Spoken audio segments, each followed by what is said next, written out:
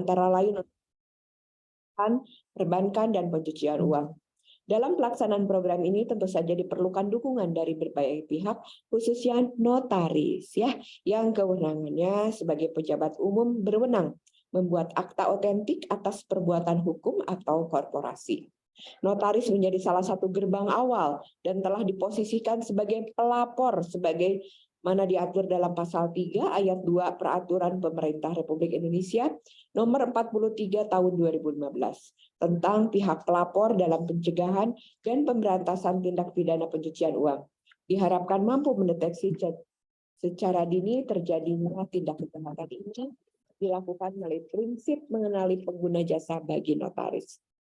Ibu Bapak yang kami hormati, notaris sebagai bagian dari Kementerian Hukum dan HAM, salah satu unsur pelapor yang mempunyai kewajiban menetapkan prinsip mengenali pengguna jasa.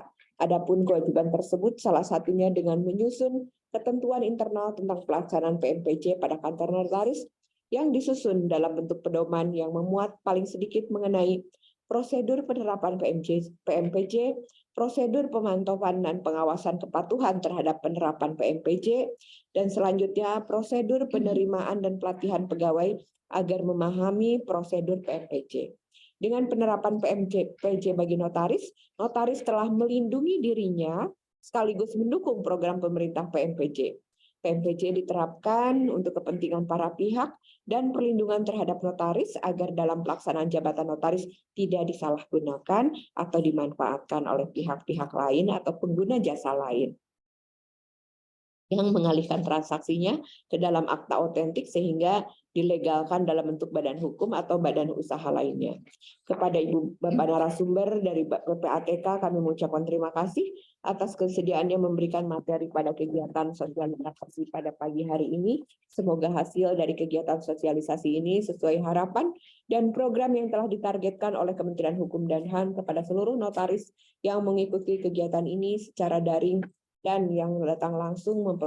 Saya ucapkan selamat mengikuti kegiatan sosialisasi sampai selesai, sehingga pada saat dilakukan pengawasan audit kepatuhan terhadap profesi notaris dalam penerapan prinsip mengenali pengguna jasa, seluruh notaris sudah dapat memahami maksud dan tujuan pengawasan. Hadirin yang berbahagia, demikian kiranya hal yang dapat saya sampaikan pada kesempatan ini dengan mengucapkan Bismillahirrahmanirrahim. Kegiatan sosialisasi prinsip pengenalan pengguna jasa dan peran notaris dalam pencegahan tindak pidana pendanaan notaris secara resmi dibuka. Allah Subhanahu wa Ta'ala senantiasa memudahkan seluruh ikhtiar kita. Saya akhiri dengan ucapan wabillahi taufiq wal hidayah. Wassalamualaikum warahmatullahi wabarakatuh. Terima kasih Politisi Hukum dan HAM. Selanjutnya untuk mengabadikan momen ini, mohon perkenan Ibu Bapak untuk dapat mengaktifkan kamera karena akan dilakukan dokumentasi foto bersama. Izin Bapak Ibu, mohon untuk diaktifkan kameranya. 1, 2, 3.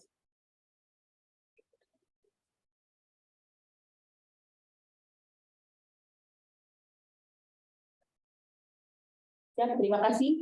Baiklah, terima kasih Bapak Ibu. Acara pembukaan sudah selesai dan kegiatan selanjutnya pemaparan materi yang akan dipandu oleh moderator Bapak Firmansyah. Kepada Bapak Firmansyah. Terima kasih Pak Dekan yang terhormat Kepala Divisi Pelayanan Hukum dan HAM, Kepala Bidang Pelayanan Hukum, Kepala Subbidang Pelayanan Hukum, juga Ibu Beli Kemala selaku Bangka Belitung serta anggota tim PMPJ Provinsi Kepulauan Bangka Belitung. Sosialisasi dan jasa yang hadir secara langsung ataupun daring pada pagi hari ini.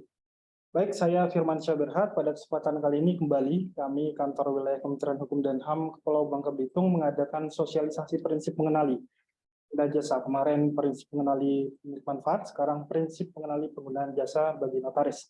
Tentunya kaitannya adalah sebagai upaya dari pemerintah untuk melaksanakan amanat ketentuan peraturan perundang-undangan di bidang tindak pidana pencucian uang.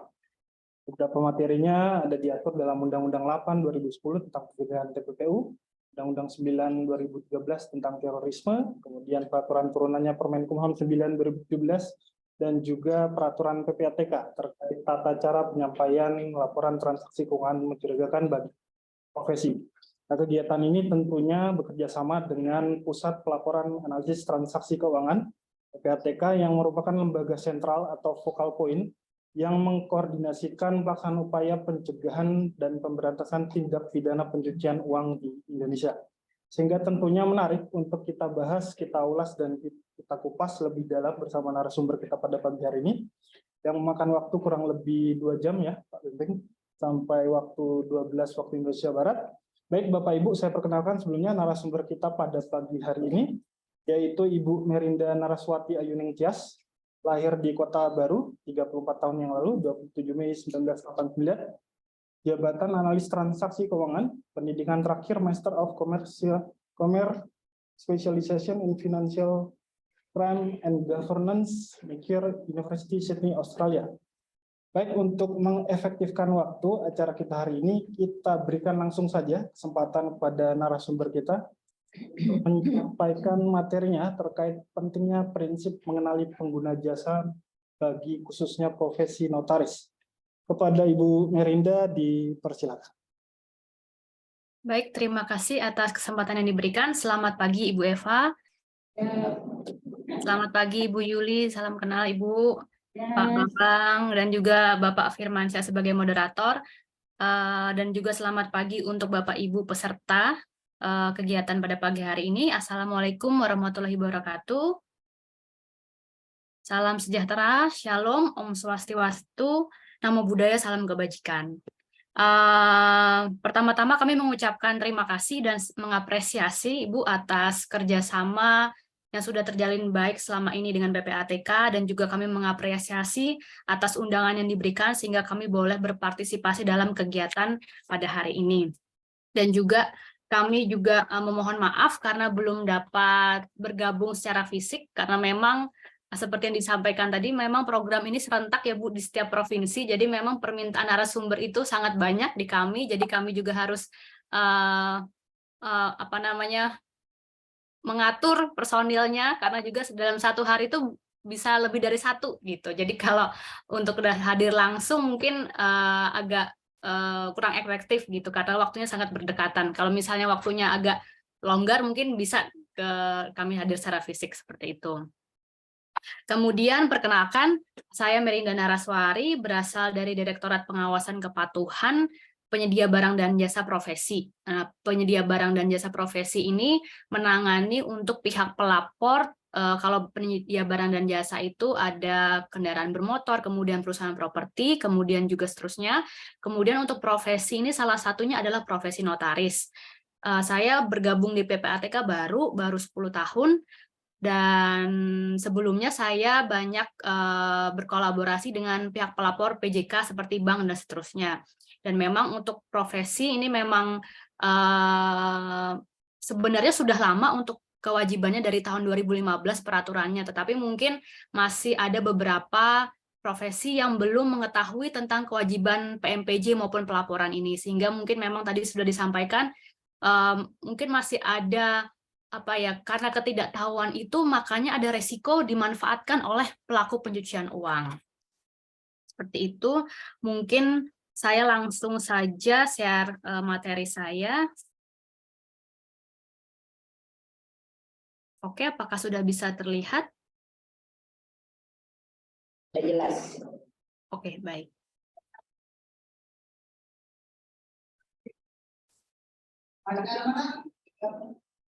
Kita lihat di sini kerentanan profesi terhadap kegiatan pencucian uang. Memang dengan adanya kode etik profesi, kemudian ada kerahasiaan klien, disitulah di mana pelaku itu biasanya berlindung di balik ketentuan itu. Jadi memang disitulah rentannya di situ, karena adanya ketentuan kerahasiaan, kemudian dari notaris merasa bahwa saya tidak boleh dong memberitahukan informasi tentang klien saya karena ada ketentuan kerahasiaan, padahal di Undang-Undang Nomor 8 Tahun 2010 itu untuk kewajiban PMPJ dan juga terkait dengan pencegahan dan pemberantasan tindak pidana pencucian uang itu ketentuan kerahasiaan tersebut dikecualikan. Jadi memang jadi tidak perlu khawatir lagi apabila melakukan kewajiban pelaporan, kalau memang ada laporan transaksi keuangan mencurigakan, dilaporkan saja ke PPATK seperti itu. Jadi memang sifatnya di sini PPATK dan juga pihak pelapor seperti notaris itu partner karena kita saling memberikan informasi seperti itu, dan juga harapan dari kami adalah proteksi untuk notaris sendiri. Kalau Bu Yafa tadi bilang sebenarnya bukan untuk kami tetapi untuk profesi tersebut juga, supaya ketika melakukan kegiatannya itu aman dan juga tidak dimanfaatkan oleh pelaku pencucian uang, karena kami juga tidak mau bahwa teman-teman profesi ini ketika melakukan kegiatannya yang sebenarnya legal tetapi dimanfaatkan menjadi nantinya ada masalah di belakang seperti itu. Kemudian untuk dasar hukum di sini ada Undang-Undang TPPU di pasal 17 ayat 2. Undang-Undang TPPU itu adalah Undang-Undang Tindak Pidana Pencucian Uang yang nomor 8 tahun 2010 tentang pencegahan dan pemberantasan TPPU. Kemudian juga ada di Peraturan Pemerintah nomor 61 tahun 2021 tentang perubahan atas Peraturan Pemerintah nomor 43 yang mengatur tentang pihak pelapor dalam pencegahan dan pemberantasan TPPU. Jadi untuk pihak pelapor profesi notaris sebagai salah satu pihak pelapor di rezim anti pencucian uang adalah di PP nomor 61 ini. Jadi untuk pihak-pihak pelapor itu tidak hanya profesi, tetapi juga ada penyedia barang dan jasa, dan juga ada yang namanya PJK dari perbankan. Jadi sumber data PPATK itu sangat banyak. Jadi dari berbagai pihak pelapor tersebut, dan kemudian apabila memang berdasarkan analisis kami bahwa LTKM itu merujuk kepada tindakan TPPU, maka nantinya akan dibuat suatu laporan hasil analisis yang akan kami serahkan kepada penegak hukum. Nah, kemudian itulah nanti penegak hukum akan memfollow up untuk mencari buktinya, sehingga nanti dapat dibawa ke pengadilan. Nah, untuk teman-teman pihak pelapor itu tidak perlu khawatir sebenarnya, karena di dalam hasil analisis kami itu tidak hanya misalnya dari satu pihak pelapor saja, tetapi dari semuanya. Misalnya dari profesi notaris nanti memberikan LTKM, pasti kami akan juga melihat dari pihak pelapor yang lain, dari PJK-nya, dari PBJ-nya. Jadi kami rangkai semuanya menjadi satu kesatuan seperti itu. Kemudian untuk dasar hukum selanjutnya ada Permenkumham nomor 9 tahun 2017 tentang penerapan prinsip mengenali pengguna jasa bagi notaris, dan juga ada peraturan PPATK nomor 3 tahun 2021 tentang tata cara penyampaian LTKM melalui aplikasi GoML bagi profesi. Ini adalah menjadi dasar bagi pihak pelapor dan juga notaris untuk melakukan pelaporan ke PPATK melalui aplikasi GoML. Kemudian apabila notaris menjadi pihak pelapor, yang pertama itu ada perlindungan bagi notaris dari kriminalisasi TPPU. Karena tadi rentan dimanfaatkan oleh pelaku TPPU ini ada di pasal 29 Undang-Undang TPPU. Kemudian memang dari rekomendasi 23 FATF ini adalah Financial Action Task Force, di mana kita Indonesia ini sedang dalam proses direview untuk masuk sebagai anggota. Ini mensyaratkan seluruh notaris di dunia untuk penerapan program APU PPT. Kemudian juga memang yang ketiga adalah tentunya demi kepentingan negara Republik Indonesia, karena kalau misalnya kita masuk ke menjadi anggota FATF, ini kita dipandang sebagai negara yang aman, sehingga nanti harapannya investasi semakin banyak masuk ke Indonesia, sehingga pertumbuhan ekonomi semakin meningkat. Kemudian untuk kerahasiaan profesi notaris ini diatur di pasal 28 UU TPPU, di mana pelaksanaan kewajiban pelaporan oleh pihak pelapor dikecualikan dari ketentuan kerahasiaan yang berlaku bagi pihak pelapor yang bersangkutan. Jadi di sini sudah jelas bahwa ada klausul dikecualikan. Jadi Bapak dan Ibu tidak perlu khawatir lagi, tidak perlu gamang apakah iya, apakah boleh seperti itu, karena memang di undang-undang sudah diatur seperti ini. Kemudian untuk dua kewajiban notaris sebagai pihak pelapor, untuk kewajibannya hanya dua, Bapak Ibu. Yang pertama adalah menerapkan prinsip mengenali pengguna jasa. Kalau PMPJ ini, saya yakin bahwa Bapak Ibu notaris sewaktu melakukan kegiatannya pasti sudah melakukan PMPJ, pasti sudah memintakan data-data diri dari klien. Kemudian yang kedua adalah kewajiban penyampaian laporan transaksi keuangan mencurigakan ke PPATK. Nah, ini akan kita bahas satu persatu.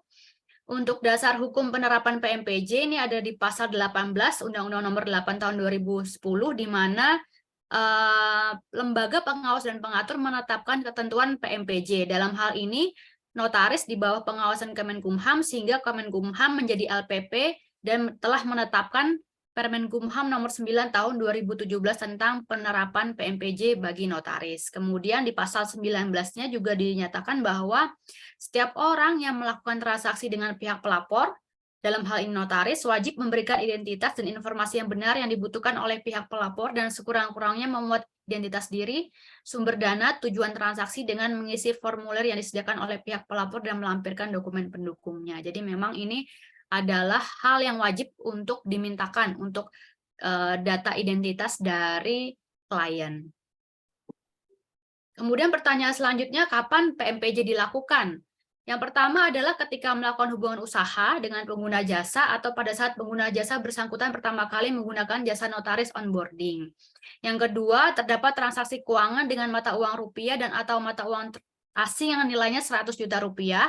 Dan juga yang ketiga, terdapat TKM atau transaksi keuangan mencurigakan yang terkait tindak pidana pencucian uang dan tindak pidana terorisme. Dan yang keempat, ini notaris meragukan kebenaran informasi yang dilaporkan pengguna jasa. Saya mungkin jelaskan sedikit perbedaan dari tindak pidana pencucian uang dan tindak pidana terorisme. Kalau tindak pidana pencucian uang itu adalah tindakan untuk mengaburkan asal-usul harta yang berasal dari tindak pidana. Jadi hartanya itu ilegal seperti itu, kemudian dicuci ya dalam tanda kutip, dilakukan misalnya dimasukkan ke lembaga keuangan, kemudian disetorkan kemana-mana, kemudian hingga akhirnya nanti kembali ke pelaku itu dalam bentuk adalah hasil bisnis misalnya atau hasil usaha yang sah seperti itu. Jadi yang tadinya adalah uang ilegal menjadi legal. Nah, kalau untuk tindak pidana pendanaan terorisme ini belum tentu uangnya itu adalah uang ilegal. Bisa jadi uangnya itu adalah uang sah, sumbernya sah. Misalnya dari gaji seperti itu atau dari usaha. Tetapi peruntukannya adalah untuk pendanaan terorisme. Seperti itu. Kemudian juga perbedaannya adalah ketika misalnya ada klien, kemudian Bapak Ibu itu menengarai atau menengarai bahwa yang bersangkutan itu terlibat dalam tindak pidana pencucian uang atau harta kekayaannya patut diduga berasal dari hasil yang tidak sah, transaksi itu bisa berjalan, tetap bisa berjalan, bisnis tetap bisa berjalan, tetapi dilaporkan ke PPATK. Disitulah perlindungannya. Jadi ketika ada Bapak Ibu merasa bahwa kayaknya ada yang salah dengan transaksinya, tidak sesuai dengan profil, misalnya ada profesi tertentu, kemudian dia melakukan transaksi yang nilainya tuh lebih besar dari kemampuan dia. Nah, itu bisa dikatakan tidak sesuai profil. Kemudian, apakah Bapak dan Ibu tetap mau menerima dia sebagai klien? Ini sebenarnya bisa saja, tetapi dilaporkan nanti, laporan sebagai LTKM. Tetapi kalau misalnya tidak dilaporkan sebagai LTKM, nanti bisa jadi ketika terjadi kasus, kemudian diselidiki oleh penegak hukum, Bapak dan Ibu disangkanya adalah menjadi partner pelaku pencucian uang ini. Disangkanya bisa menjadi pelaku pasif, seperti itu. Nah, kalau misalnya dia adalah tindak pidana pendanaan terorisme, Kepolisian Republik Indonesia sendiri sudah mengeluarkan yang namanya list DTTOT, daftar terduga teroris dan organisasi teroris. Itu dikeluarkan oleh Kepolisian Republik Indonesia setelah ditetapkan oleh Pengadilan Negeri Jakarta Pusat. Dan itu dipublikasikan secara umum dan di website PPATK pun ada terkait DTTOT tersebut. Jadi memang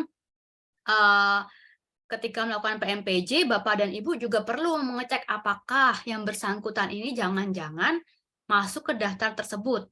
Nah, kalau misalnya yang bersangkutan ini memang betul masuk ke daftar tersebut, ini otomatis serta-merta diblokir atau tidak dilakukan hubungan usaha.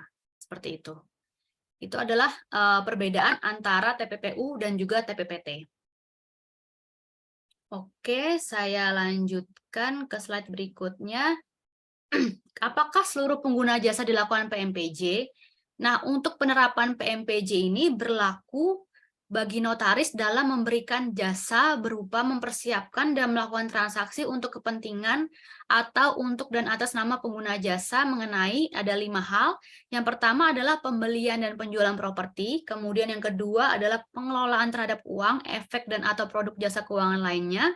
Kemudian yang ketiga adalah pengelolaan rekening giro, rekening tabungan, rekening deposito, dan atau rekening efek. Yang keempat, pengoperasian dan pengelolaan perusahaan, dan atau yang kelima, pendirian, pembelian, dan penjualan badan hukum. Jadi ada 5 jenis jasa ini. Kemudian untuk tahapan PMPJ ini ada 3. Yang pertama adalah identifikasi, verifikasi, dan pemantauan terhadap perorangan korporasi. Dan juga ketika melakukan PMPJ itu ada yang namanya penilaian risiko. Jadi kalau penilaian risiko ini sebenarnya ada 2 macam, yaitu penilaian risiko pihak pelapor sendiri atas seberapa besar sih tingkat kerentanan yang bersangkutan dimanfaatkan, seperti itu. Yang kedua adalah penilaian risiko terkait pengguna jasanya. Jadi kalau saya boleh sharing sedikit tentang pihak pelapor yang di bawah pengawasan PPATK, yaitu seperti perusahaan properti, kendaraan bermotor, dan seterusnya, itu sudah melakukan penilaian risiko pengguna jasa. Jadi ketika datang customer, kemudian diserahkan formulir yang isinya adalah identitas dirinya, identitas diri customer tersebut, kemudian dilakukan penilaian apakah pengguna jasa tersebut masuk ke resiko tinggi, menengah, atau rendah, karena itu akan mempengaruhi. Karena kalau dia resiko tinggi, PMPJ-nya mendalam, kalau menengah normal, kalau rendah menjadi PMPJ sederhana. Kemudian untuk verifikasi, untuk identifikasi di sini,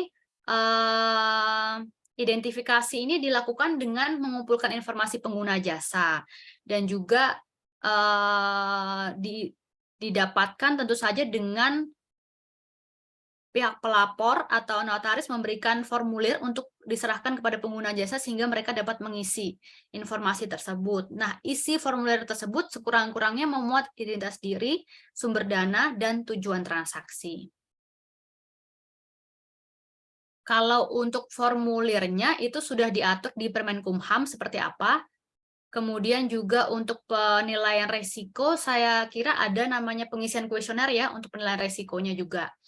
Kemudian untuk tahapan kedua dari PMPJ itu ada namanya verifikasi informasi pengguna jasa, di mana notaris wajib meneliti kebenaran dokumen identitas pengguna jasa, kemudian notaris wajib bertemu langsung dengan pengguna jasa, dan juga verifikasi terhadap informasi dan dokumen dilaksanakan sebelum melakukan hubungan usaha dengan pengguna jasa. Kemudian tahapan yang ketiga adalah pemantauan, di mana di pasal 21 Permenkumham nomor 9 tahun 2017, notaris melakukan pemantauan kewajaran transaksi pengguna jasa.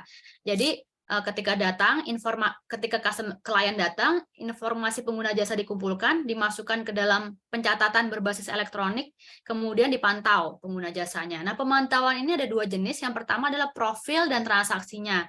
Kalau pemantauan profil ini dengan cara mencocokkan informasi pada pencatatan notaris dengan informasi dari otoritas mengenai individu. Misalnya kita lihat KTP-nya, kemudian kalau dia korporasi, izin usahanya, seperti itu. Kemudian kalau dia itu pemantauan transaksi, ada nggak sih transaksi yang tidak wajar, misalnya tidak sesuai antara profil dengan karakteristik transaksinya. Misalnya saya sebutkan tadi, misalnya ada pegawai, kemudian bertransaksinya nilainya beratus-ratus kali lipat dari kemampuannya, seperti itu.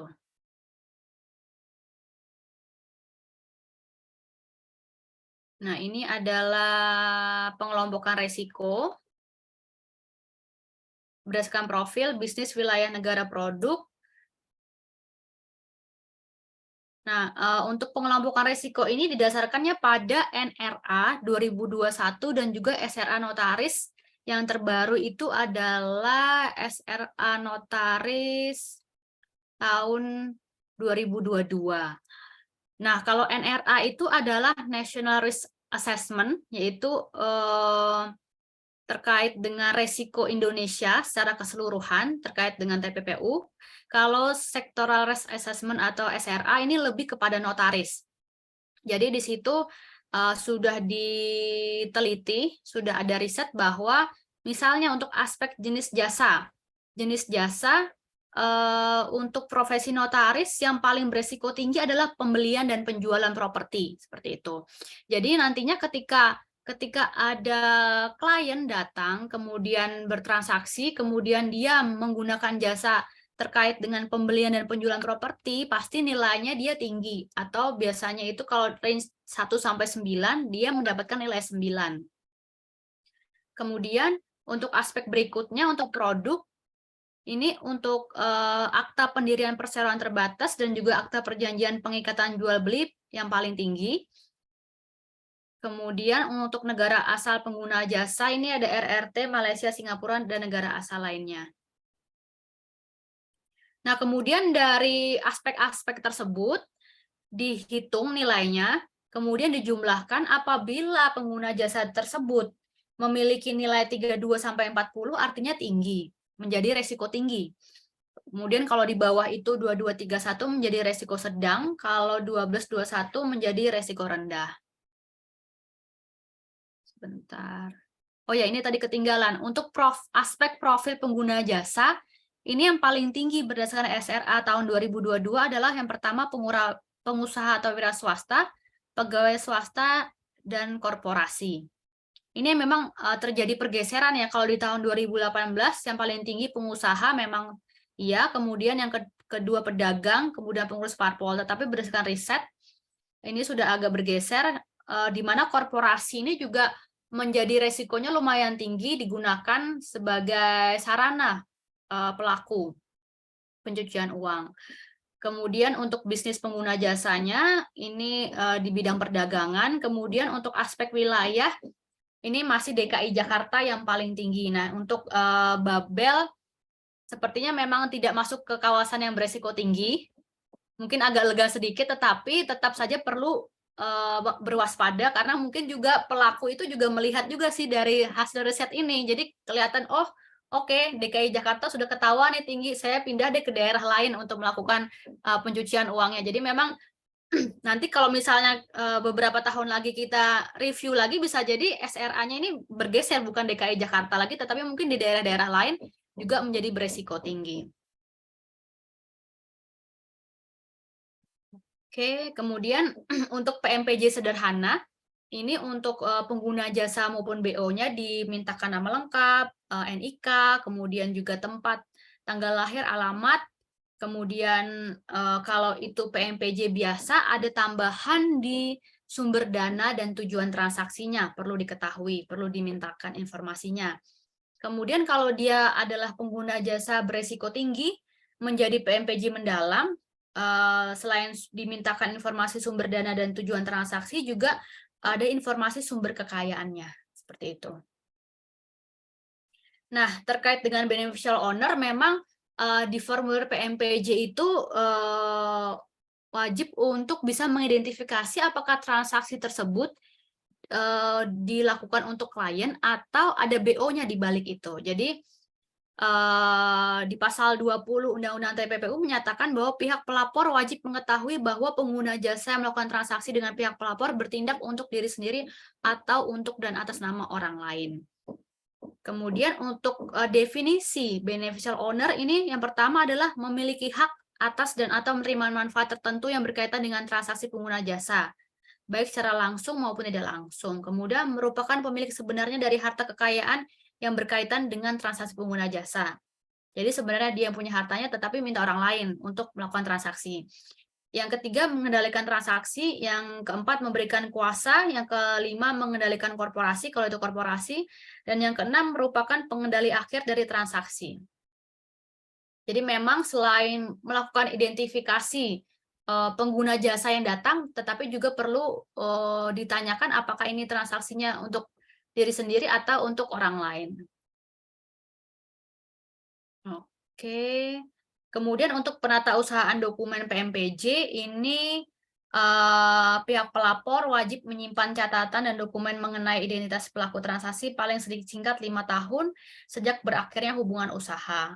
Dan dokumen apa saja yang wajib ditata usahakan? Yang pertama adalah dokumen transaksi pengguna jasa, kemudian dokumen pengguna jasa dan pemilik manfaat yang diperoleh notaris dalam rangka penerapan PMPJ, kemudian dokumen korespondensi dengan pengguna jasa. Nah, kemudian pertanyaannya, apakah semua transaksi dilaporkan sebagai LTKM? Nah, kalau kita merefer di Peraturan Pemerintah Nomor 61 Tahun 2021, ini di pasal 8, kalau kita cermati di sini, pihak pelapor wajib menyampaikan kepada PPATK transaksi yang dilakukan oleh profesi untuk kepentingan atau untuk dan atas nama pengguna jasa. Jadi itu dulu satu, untuk kepentingan atau untuk dan atas nama pengguna jasa. Yang kedua, diketahui patut diduga menggunakan harta kekayaan yang diduga berasal dari hasil tindak pidana. Itu adalah aspek mencurigakannya di situ. Kemudian terkait dengan 5 jasa ini. Pembelian penjualan properti, pengelolaan terhadap uang efek, kemudian pengelolaan rekening giro, pengoperasian dan pengelolaan perusahaan, serta pendirian, pembelian, dan penjualan badan hukum. Jadi itulah yang masuk kategori kriteria LTKM. Kemudian di sini ada isu kerahasiaan, tadi sudah disampaikan. Kemudian ketentuan kerahasiaan juga berlaku bagi pihak pelapor yang bersangkutan juga melekat pada profesi dalam melaksanakan kewajiban pelaporan kepada PPATK. Kemudian untuk perlindungan bagi profesi tadi sudah ya, sudah diatur juga. Kemudian untuk pengecualian kerahasiaan, kemudian dari PPATK pun juga punya kewajiban untuk merahasiakan pihak pelapor dan juga laporan-laporan yang disampaikan kepada kami. Kemudian saya masuk ke bagian pelaporan. Kalau Bapak dan Ibu mungkin pernah registrasi GRIPS sebelumnya, mungkin pernah familiar dengan GRIPS. Nah, untuk GRIPS ini berdasarkan peraturan PPATK nomor 3 tahun 2021 sudah diubah menjadi GoAML. Jadi memang platform pelaporannya mengalami perubahan, yang dulu GRIPS menjadi GoAML. Ini sejak 1 Februari 2021. Kemudian untuk websitenya itu adalah goaml.ppatk.go.id. Kemudian ini ada pengkinian. Jadi untuk GoAML itu ada yang namanya pengkinian, ada namanya registrasi baru. Ini adalah dua hal yang berbeda. Jadi notaris yang diimigrasi oleh PPATK wajib melakukan pengkinian. Maksudnya apa yang diimigrasi? Yang diimigrasi itu adalah notaris yang dulunya pernah registrasi GRIPS. Ini datanya itu sudah dimasukkan PPATK ke GoAML. Jadi tidak perlu lagi registrasi baru. Yang perlu dilakukan adalah pengkinian datanya. Tetapi kalau notaris yang sama sekali belum pernah registrasi GRIPS dan juga belum pernah registrasi GoAML, ini wajib melakukan registrasi baru di GoAML. Kemudian kalau untuk yang pihak pelapor yang melakukan penginian, ini tidak perlu input ulang semua field registrasi di GoAML, tetapi ada beberapa tahapan yang yaitu adalah pengkinian data organisasinya, semisal ada perubahan di alamat atau sebagainya, kemudian pengkinian data petugas administratornya, dan juga pendaftaran petugas pelapornya. Ini untuk memastikan bahwa admin dan juga pelapor ini adalah yang existing sekarang, berdasarkan data sekarang, karena juga ada beberapa pihak pelapor yang turnover pegawainya tinggi, atau seperti itu, jadinya kita perlu lagi mengupdate apakah petugas adminnya, petugas pelapornya mau diganti atau seperti apa. Kemudian ada beberapa pihak pelapor juga yang merasa bahwa saya sudah melakukan pengkinian tetapi ditolak. Kenapa? Nah, bisa jadi sebenarnya yang bersangkutan itu belum registrasi, tetapi langsung pengkinian, tentu saja ditolak karena belum registrasi. Kemudian juga di nama organisasi atau notaris diubah menjadi ini, IPAT, dan lainnya. Seharusnya ini adalah nama notaris itu sendiri. Kemudian bisa jadi ketika melakukan pengkinian itu tidak melampirkan surat penunjukan petugas. Kemudian yang harus dilampirkan itu adalah surat penunjukan petugas administrator, surat penunjukan petugas pelapor, scan KTP yang bersangkutan, dan juga izin usaha, izin notarisnya, izin prakteknya. Kemudian, nah selanjutnya untuk registrasi baru GoAML ini diperuntukkan untuk notaris yang belum sama sekali registrasi GRIPS maupun GoAML.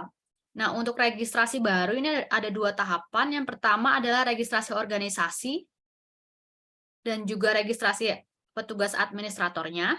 Kemudian setelah di-input, kemudian juga dimasukkan lampiran-lampirannya, dikirimkan ke PPATK, PPATK akan verifikasi. Kalau sudah verifikasi, kemudian boleh dicek di email yang didaftarkan tadi.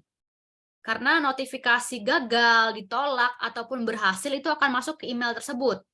Nah, ketika sudah ada notifikasi sukses, Bapak dan Ibu silahkan masuk dengan username dan password yang sudah dibuat tadi, kemudian melakukan registrasi pengguna, yaitu adalah registrasi petugas pelapornya. Nah, pertanyaannya apakah bisa petugas administrator dan petugas pelapor ini orang yang sama? Bisa.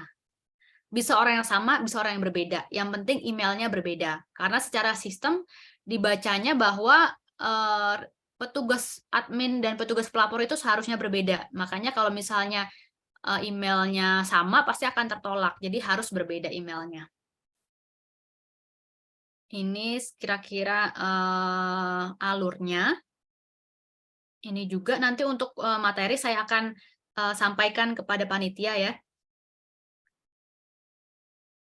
Oke. Kemudian kalau alasan kenapa registrasi barunya ditolak, saya sudah registrasi kenapa ditolak ya? Karena mungkin seharusnya pengkinian, karena sudah ada datanya di GoAML. Kemudian pertanyaannya saya, kalau sudah pengkinian, saya masuk GoAML, user password-nya apa ya? Nah, ini di tahun 2021 sebenarnya PPATK itu sudah mengirimkan ke semua pihak pelapor yang sudah terdaftar itu untuk user password GoAML. Jadi Bapak dan Ibu bisa menggunakan user itu untuk login dan juga melakukan pengkinian. Oke, ini terkait dengan registrasi delegasi. Registrasi delegasi ini semisal Bapak dan Ibu berprofesi sebagai notaris dan juga PPAT. Nah, memang untuk registrasinya memang 2 kali, yaitu registrasi sebagai PPAT dan juga sebagai notaris. Misalnya saya Merinda notaris, saya akan registrasi 1, kemudian Merinda PPAT registrasi juga. Tetapi nanti di dalam pelaporannya itu ada yang namanya delegasi. Jadi saya bisa mendelegasikan yang notaris saya ke PPAT maupun sebaliknya. Dan itu bisa dilakukan di menu admin.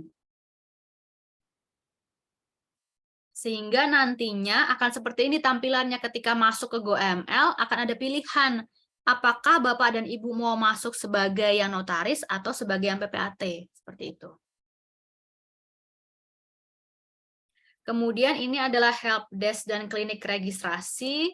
Ini adalah rekan-rekan yang menangani yang bisa dimintai konfirmasi terkait dengan registrasi. Kemudian untuk video tutorial terkait dengan registrasi, kemudian format surat penunjukan petugas ini dapat diakses di sini, di alamat link ini, pengkinian registrasi GoAML maupun registrasi baru GoAML.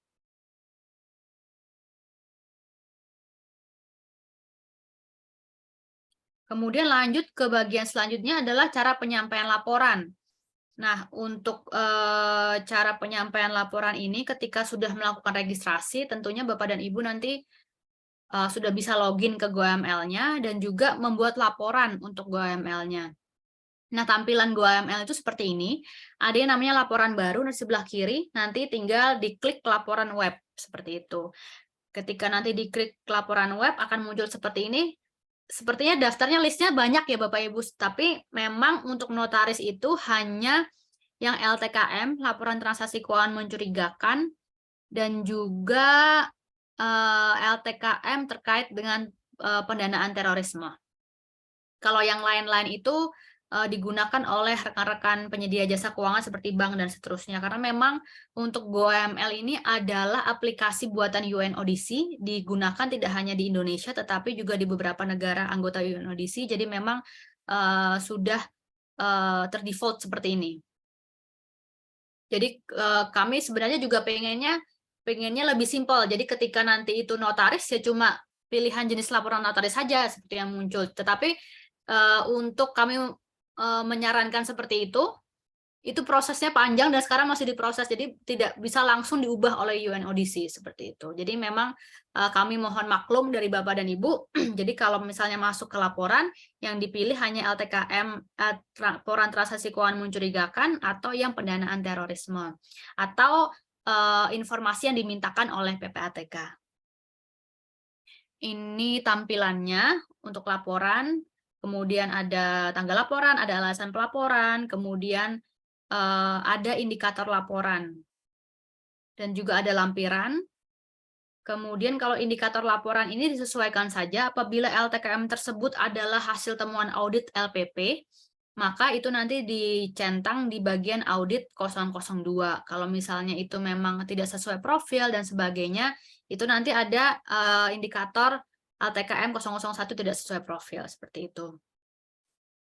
Kemudian untuk transaksi di GoML ini ada 2 jenis, yaitu adalah transaksi biparti dan multiparti. Jadi kalau untuk notaris itu hanya menggunakan yang multiparti yang menggunakan tanda silang di paling kanan.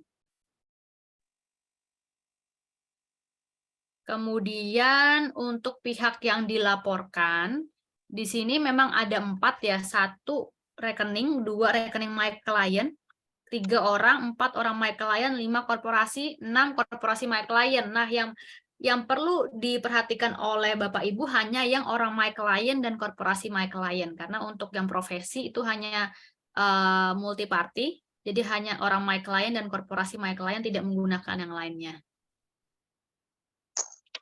Mungkin itu paparan dari saya kembalikan ke moderator. Silakan.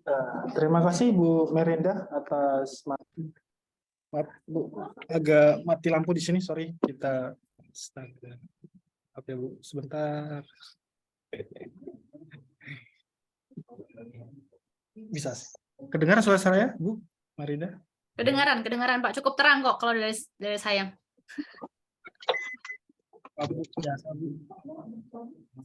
Baik, Bapak Ibu notaris peserta yang hadir, kami membuka sesi diskusi hari ini untuk pertanyaan baik secara langsung ataupun melalui kolom chat ya. Bapak Ibu yang mau bertanya langsung dapat membuka kamera atau menekan tombol raise hand, ataupun izin Bapak Ibu yang ada di ruangan mau bertanya, tim PMPJ, anggota PMPJ. Kami buka sesi pertanyaan untuk Bapak Ibu yang ingin bertanya. Raise hand boleh di dalam kolom chat. Ibu Merinda boleh monitor kolom chatnya. Oke, boleh. Bisa direspon. Yang mana ya, sebentar. Ada Bapak Ibu? Ya, Kayaknya tidak ada sih di kolom chat. Ya, nanti mungkin malu-malu kucing Bu, biasa. Ya, izin Bu. Ibu Ketua Pengwil, silakan. Langsung saja.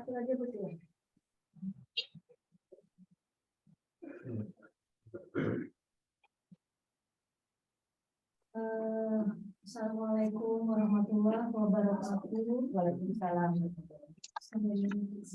Salam sejahtera untuk kita semua. Mohon izin Bu Kadri dan rekan-rekan yang ada di Kadri. Saya Ibu Yuli Kemala, notaris di Pangkal Pinang.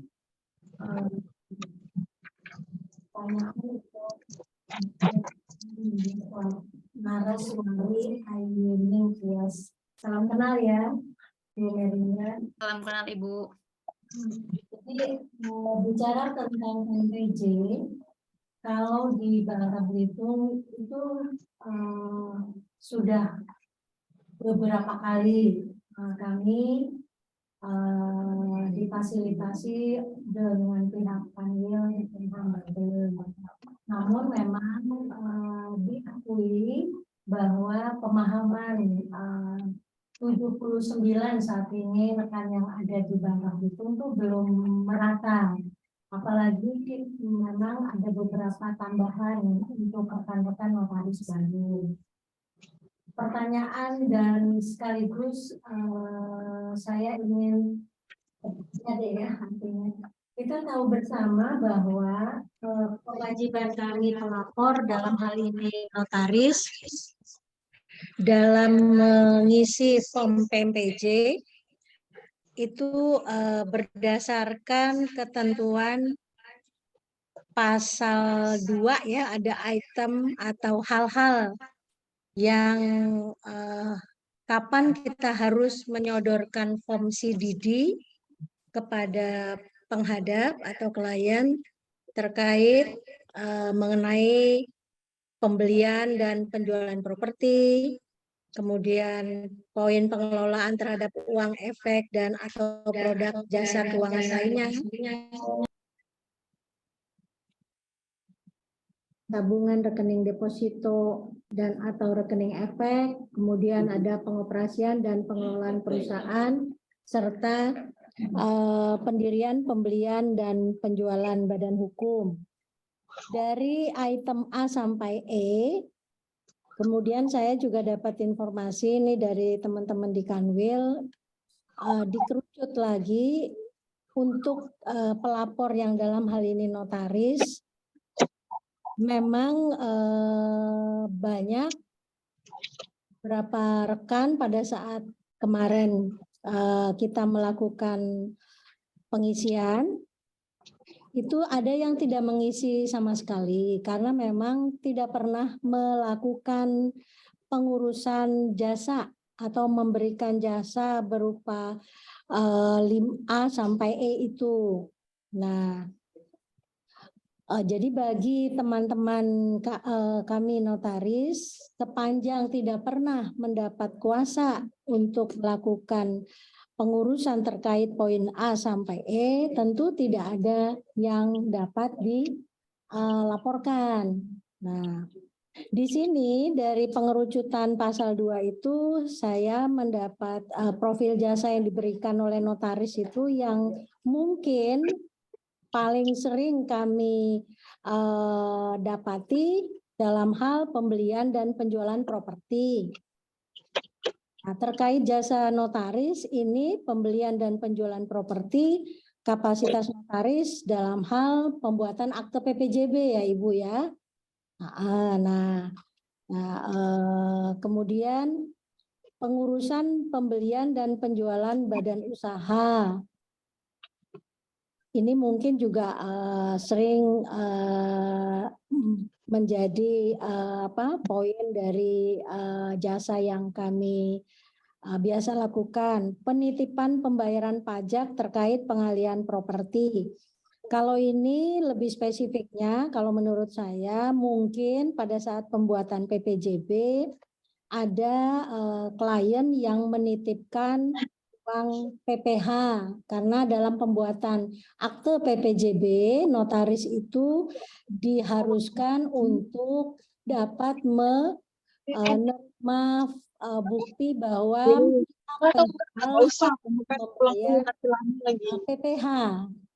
PPH atau pajak dari pihak penjual. Nah, kalau di Bangka Belitung mungkin ada beberapa rekan yang membantu mengurus atau menerima titipan uang pajak tersebut.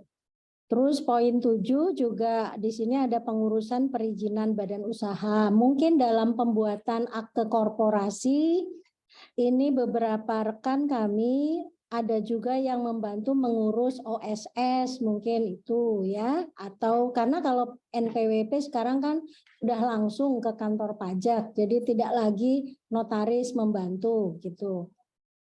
Nah, kami berharap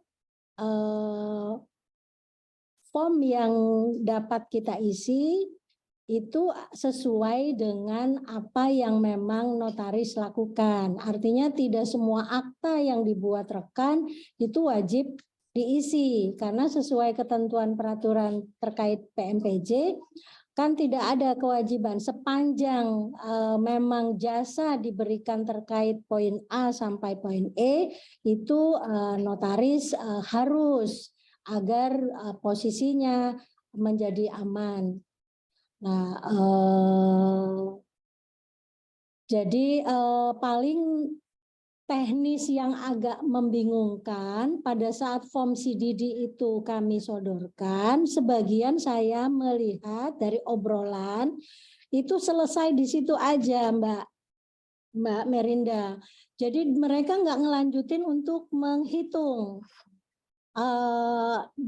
Misalnya yang menghadapnya ini yang meminta jasa itu kemudian menghitung profesinya apa, sehingga kan ketemu angka ini masuk kelompok menengah, kecil, resiko atau besar atau tinggi. Nah, jadi mereka baru sampai mengisi form, habis itu disimpan.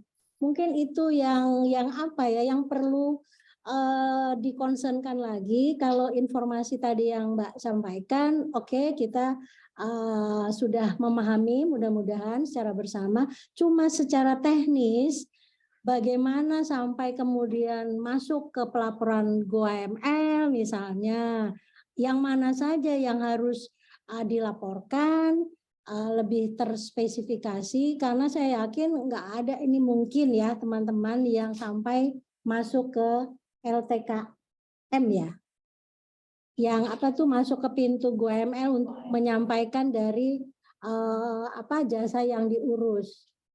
Jadi kalau dari sisi saya kita berharap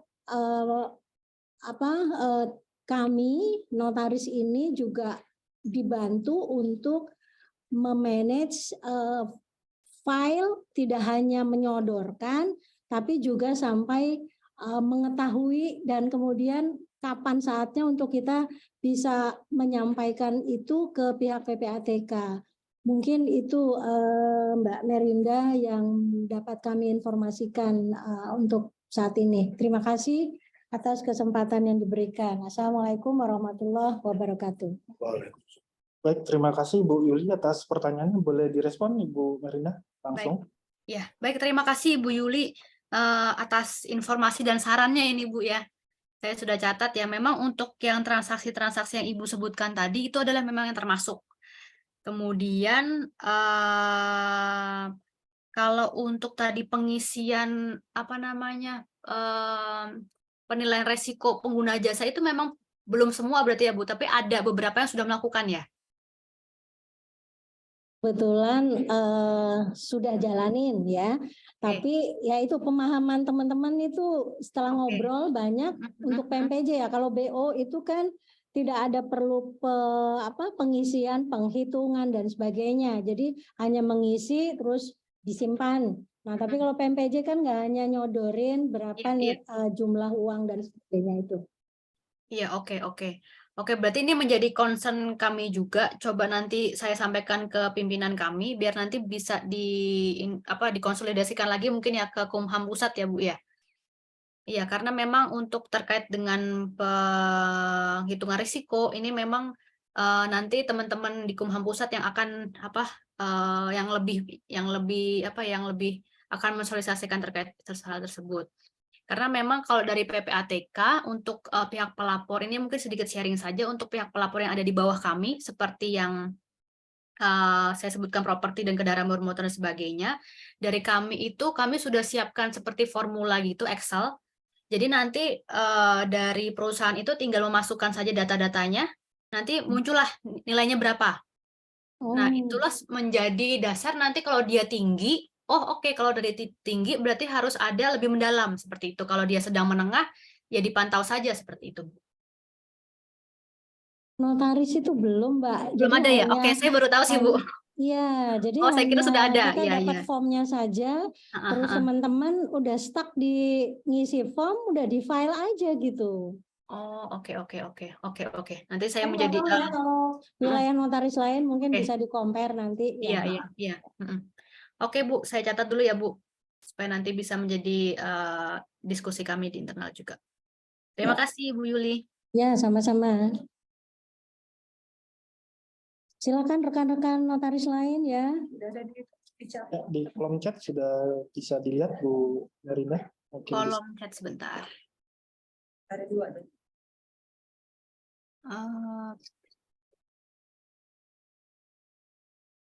Pertanyaan untuk PMPJ dari slide yang ditayangkan tadi tersebut ada 4 persyaratan. Apakah itu berlaku untuk 4-nya secara keseluruhan atau jika hanya memenuhi 1 syarat saja sudah wajib dilaporkan? Memenuhi 1 syarat saja sudah wajib untuk dilaporkan.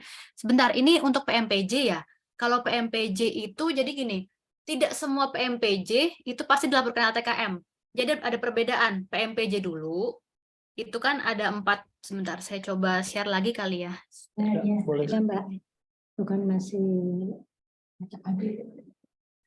Sebentar,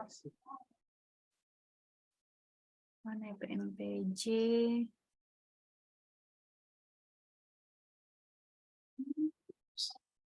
Nah ini ya, bukan. Kapan PMPJ dilakukan? Ya, ada 4 kondisi ini. Dilakukan ketika salah satu saja wajib dilakukan. Kemudian untuk yang dilaporkan, tadi ada slide apakah semuanya wajib dilaporkan.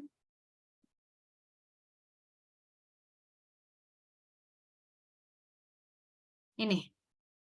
Apakah semua transaksi wajib dilaporkan sebagai LTKM? Batasannya ini ya Bapak Ibu. Transaksi yang wajib disampaikan kepada PPATK, transaksi yang dilakukan oleh profesi untuk kepentingan atau untuk dan atas nama pengguna jasa, itu 1.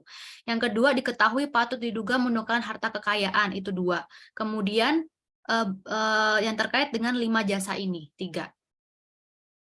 Jadi kalau misalnya setelah di PMPJ tidak ada yang memenuhi kriteria ini, berarti ya tidak dilaporkan sebagai LTKM. Kalau ada, dilaporkan sebagai LTKM, seperti itu. Jadi tidak serta-merta semua di PMPJ, semua di LTKM-kan, gitu Bu. Tidak serta-merta seperti itu. Apakah sudah cukup menjawab? Bisa lanjut ke pertanyaan Oke. berikutnya. Bahwa terkait pengisian form CDD atau EDD wajib dilakukan apabila notaris melaksanakan kegiatan yang terkait dengan 5 hal yang tadi disampaikan. Betul ya Bu? Kalau untuk PMPJ-nya, betul, ya. Sebentar, ini ya. Slide ini ya. Ini. Yang dilakukan PMPJ. Yang terkait dengan 5 ini. Kemudian, sudah ya?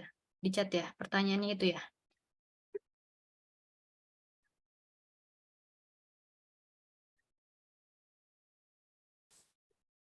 Mbak Merinda, boleh kita share ya? Boleh. Supaya teman-teman mungkin lebih apa? Kita lihat profil jasa yang diberikan oleh notaris ya Mbak. Poin 4, pembelian dan penjualan properti. Oke. Lebih spesifiknya kalau dari sisinya kami notaris, khusus kerjaan notaris ya, pembelian properti, klien membeli sesuatu properti karena kapasitas notaris itu aktenya kan PPJB pasti. Iya. Karena kalau akte jual beli itu kan udah ranah PPAT. Itu larinya enggak ke Kanwil Hukum HAM kan. Nah, dalam proses pembuatan PPJB itu kan pembuatan akta. Sepanjang tidak mengurus jasa yang terkait di luar akta itu kan nggak perlu klien disodorkan form CDD. Mohon dibantu dijelaskan dulu supaya teman-teman lebih detail gitu. Kalau misalnya ada pendirian, pembelian, penjualan badan hukum, misalnya penyetoran modal, disetor dan sebagainya, itu termasuk sih Bu. Pengurusan pembelian dan penjualan badan usaha. Jadi misalnya ada klien membuat akte perubahan, di situ ada jual beli saham. Nah, kita notaris membuat akte peralihan di mana A berpindah sahamnya kepada B. Kemudian dasar akte itu kita daftarkan ke AHU online Kementerian Hukum HAM. Tanpa ada pengurusan apapun, apakah itu termasuk poin yang wajib diisi form CDD? Kalau form, nah ini Bu, ada yang frasa untuk kepentingan atau untuk dan atas nama. Ya. Kalau memenuhi itu iya. Untuk dan atas nama. Iya. Untuk dan atas nama di sini pasti karena kami bertindak berdasarkan kuasa untuk mengakses AHU online. Hanya itu saja. Itu termasuk Bu, termasuk. Oke. Jadi semakin jelas mungkin buat teman-teman. Kemudian kalau penitipan pembayaran pajak itu udah pasti ya. Iya. Kemudian pengurusan perizinan badan usaha otomatis karena ada kuasa ke pihak Ya. notarisnya. Ya. Oke, mudah-mudahan sudah semakin jelas teman-teman terkait poin 5 pengurusan pembelian dan penjualan badan usaha. Jadi di sini kalau ada peralihan pemegang saham, kemudian itu karena kita ada akses kuasa di dalam akte ke Menteri Hukum dan HAM. Jadi sekali lagi kalau pendirian PT itu kan ada akses kuasa di dalam akte untuk mengakses ke AHU online. Apakah itu juga termasuk kuasa? Karena ada sebagian yang beranggapan karena notaris satu-satunya pejabat yang boleh mengakses terkait akte pendirian PT ke AHU online, maka itu bukan termasuk objek CDD. Gimana, Mbak? Kalau untuk yang terkait dengan pendaftaran OSS, kemudian hal yang Ibu sebutkan tadi termasuk sih, Bu, sampai dengan saat ini ya?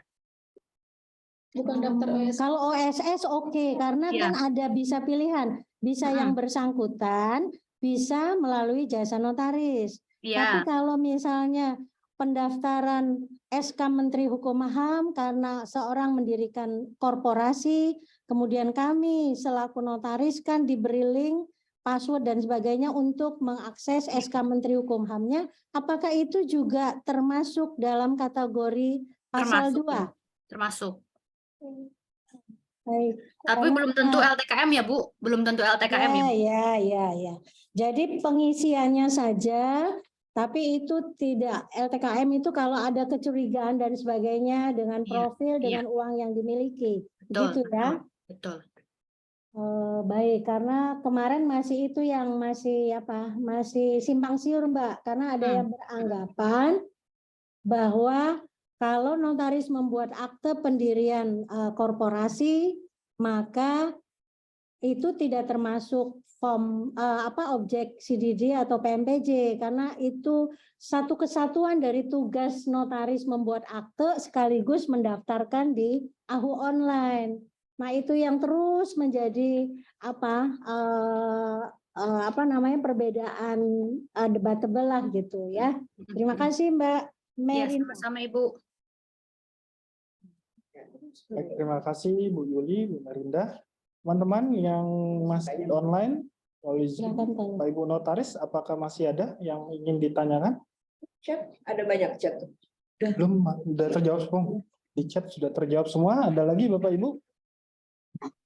Bapak Ukasya, Ko Febri, Pak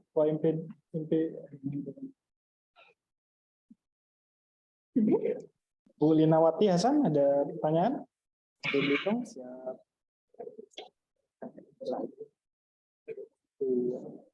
Mungkin menjelang waktu 15 pagi, mungkin Bu Merinda ada penegasan lagi untuk yang terakhir kali.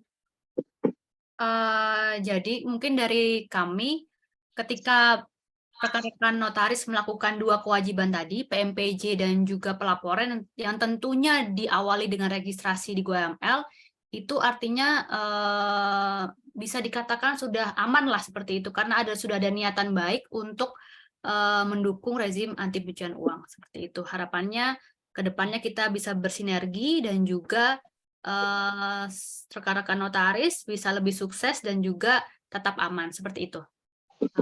Terima kasih. Terima kasih.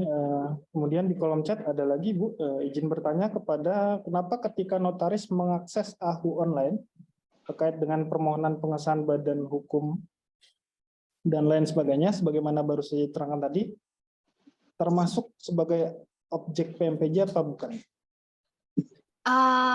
Kalau ini sih kami melihat dari yang ketentuannya aja sih Pak, yang tadi.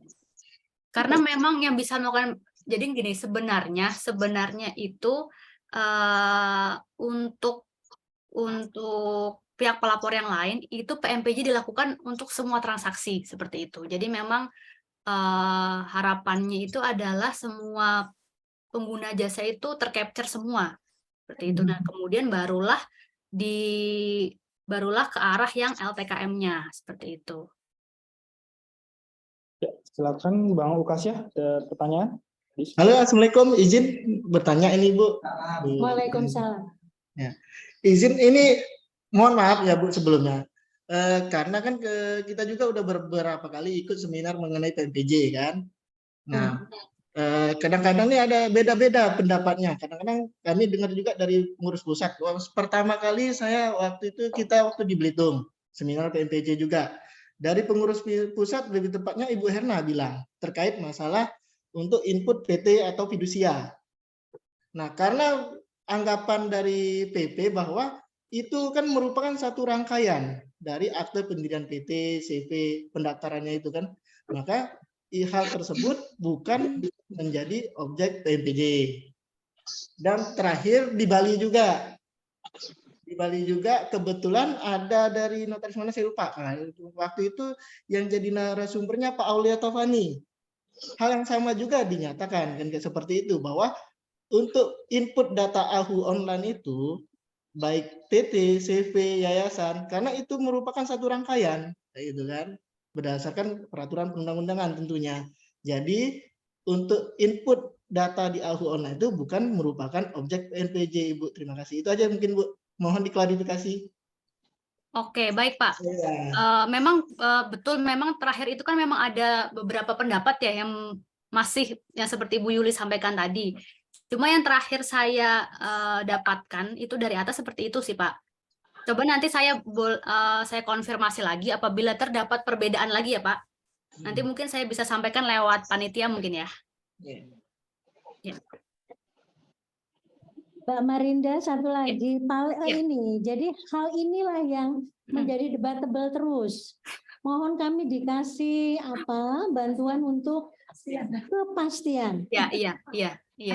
Antara PPATK, kemudian kami profesi, Kementerian Hukum dan HAM, itu satu bahasa begitu. Iya. Nanti supaya nggak saling menyalahkan. Terima kasih ya. Yo. Baik Ibu Yuli, baik Bu. Memang di pusat itu memang sudah ada rencana untuk kita beneran fokus konsen terkait ini tuh gimana gitu kan Bu, supaya satu suara gitu. Sudah ada Bu, iya. Terima kasih Mbak. Baik Ibu Yuli. Oke, baik. Terima kasih Bapak Ibu atas partisipasinya dalam kegiatan ini. Mungkin ada lagi ya pertanyaan atau masih ada lagi? Bapak Ibu, kita buka kesempatan lagi di kolom chat sesi terakhir. Ada yang masih belum jelas ataupun masih belum masih ragu dalam pengisian IDD mungkin PMPJ-nya, objek-objek PMPJ. Itu bisa tadi aman. Baik lagi untuk mengefektifkan waktu. Baik Bu, terima kasih Bu Marinda. Izin Ibu Kepala Divisi, ada closing statement Ibu, izin. Sedikit mungkin ya Mbak Bu Mar, terkait tahun kemarin gitu kan, ada 2 notaris yang mendapat surat gitu ya ke kita. Itu ternyata 2 notaris itu di Bangka Belitung itu ada transaksi yang tidak wajar gitu ya. Ini adalah surat dari PPATK ke kita, dan kita harus mendatangi atau bertanya tentang hal tersebut. Nah, sebenarnya yang kita belum begitu clear tentang ini gitu kan, apakah dari 2 notaris yang kemarin sudah mendapat surat dari PPATK itu untuk kedepannya itu langkah-langkah apa sih yang harus dilakukan oleh notaris supaya selain tadi ya GoML dan sebagainya, yang lainnya itu hal-hal apa lagi gitu supaya tidak terulang kembali. Memang tahun ini belum ada ya surat dari PPATK tentang ini, dan kita tidak ingin terjadi lagi gitu. Dan ketika kita tanya gitu, notarisnya juga merasa apa sih gitu, orang biasa-biasa aja kok yang datang ke saya petani kok bla bla bla gitu, kenapa kok dengan datangnya petani transaksinya sekian puluh juta, kenapa PPATK sampai menyurati ke kami gitu, apa sih sebenarnya yang salah gitu kan. Jadi kita juga jadi gimana ya, kemarin kita berhadapan dengan notaris tersebut, Malah notaris yang satunya lagi, ya udahlah saya mengundurkan diri aja deh, katanya gitu. Sampai ada kalimat seperti itu, saya mau jadi PPATK biasa aja gitu, PPAT sorry, nggak akan jadi notaris lagi gitu ya, karena kok tidak nyaman sekali katanya. Ini untuk hal-hal yang seperti ini ke depannya harus seperti apa sih gitu ya. Terima kasih. Terima kasih Bu Kepala Divisi. Mungkin Bu Merinda ada tanggapan dari tanggapan Bu Kepala Oke, Divisi. baik Ibu. Kalau misalnya seperti tadi ya ada mungkin surat dari kami gitu meminta informasi tambahan kepada notaris gitu ya. Padahal di notarisnya kok kayaknya biasa-biasa aja. Nah itu kemungkinan itu sebenarnya tim analis itu sudah mengerjakan suatu kasus yang trigger awalnya itu mungkin bukan dari profesi tetapi dari PJK lain. Misalnya dari bank seperti itu. Karena ada juga beberapa kasus dari bank atau dari penyedia jasa keuangan yang lainnya, triggernya di situ, kemudian dia dari kita runut follow the money-nya itu ada uang ke notaris tersebut. Nah, sedangkan ketika kita lihat tidak ada laporan dari notaris. Nah, salah satunya adalah kita kita mau konfirmasi kan seperti itu kan, kita tidak mau langsung berasumsi bahwa oh ini sebagai pelaku pasif nih membantu. Jadi kami meminta informasi dan juga kemungkinan memang di notaris tersebut merasanya bahwa sepertinya biasa-biasa saja, tetapi memang mohon untuk dapat direspon supaya nanti lengkap seperti itu hasil analisis kami. Seperti itu sih Bu. Jadi mungkin memang triggernya dari pihak pelapor yang lain. Oh, ya. Iya. Baik. Ya, terima kasih. Soalnya ya itu dari notaris yang satu tuh, kalau notaris yang A misalnya kita sebut notaris A itu sampai bercerita ke kita nggak ada transaksi yang nilainya besar gitu ya. Biasa-biasa aja, dan yang datang ke saya itu petani-petani jual tanah itu kok sampai disuratin oleh PPATK. Kita jadi malu sendiri ya, sebelah mana gitu ya yang ininya. Tapi kalau notaris yang B itu memang transaksinya diakui cukup banyak yang besar, dan itu kliennya bukan dari dalam bubble tapi dari luar bubble seperti itu. Iya, betul. Nah, terus sikap kita nih gitu ya. Kan kita nggak mungkin juga sampai semuanya kita bongkar gitu ya dari notaris tersebut. Kita juga tahu kode etik.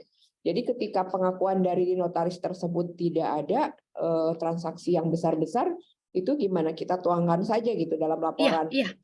Berikan saja informasi yang ada seperti apa, Bu. Karena memang pasti dari kami juga melihat niatan baik sih Bu. Kalau misalnya memang tidak ada yang disembunyikan dan juga ada kerjasama, pasti baiklah gitu. Seperti itu Bu. Yang menjadi masalah itu ketika kita sudah konfirmasi, tetapi kok kayaknya ada keengganan gitu. Kayaknya jadi ya sudah. Jadi kami pun mau istilahnya ketika penegak hukum datang, kita mau proteksi, ya gimana orang kita ketika nanya pun mungkin nggak dijawab atau apa gitu sih Bu. Baik, makasih. Makasih pencerahannya. Terima kasih Bu Kepala Divisi, Bu Merinda. Baik Bapak Ibu hadirin peserta sosialisasi prinsip mengenali jasa bagi profesi notaris Provinsi Kepulauan Bangka Belitung. Demikian kita telah sama-sama mengikuti, mendengar materi yang disampaikan, kita berdiskusi tentunya. Kami dari Kantor Wilayah Kementerian Hukum dan HAM Kepulauan Bangka Belitung mengucapkan terima kasih pada Ibu narasumber, Merinda. Terima kasih banyak Ibu.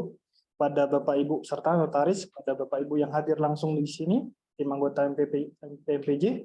Terima kasih. Semoga materi PMPJ ini bagi notaris dapat memberikan wawasan yang berarti bagi Bapak Ibu, terutama dalam melaksanakan tugas pelayanan dan fungsinya sebagai pejabat umum di bidang hukum private.